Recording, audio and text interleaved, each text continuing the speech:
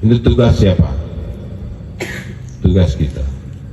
Kalau perlu Aceh Besar kuat, maka mari kita bersama-sama untuk kita laksanakan tugas ini. Yang penting kita adalah menjalankan tugas yang kita emban menurut porsi kita saja.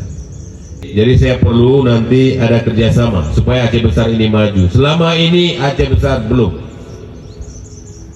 mendapatkan hal itu.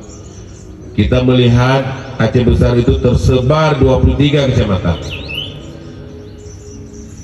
Ada 3 hal yang perlu diingat. Yang pertama sekali tadi birokrasi, sistem manajemensi yang nabak pemerintahan di Aceh Besar dan di dinas-dinas masing-masing. Semua ada birokrasinya.